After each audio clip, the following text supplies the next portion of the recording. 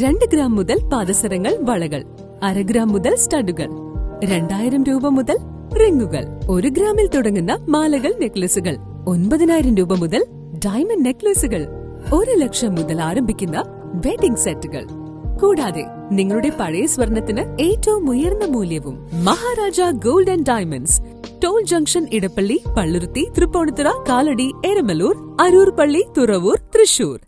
Adi Shankara institute of engineering and ടെക്നോളജിയുടെ വെളിച്ചം പദ്ധതിയുടെ ഭാഗമായി 3 വീടുകൾ വൈദ്യുതീകരിച്ചു.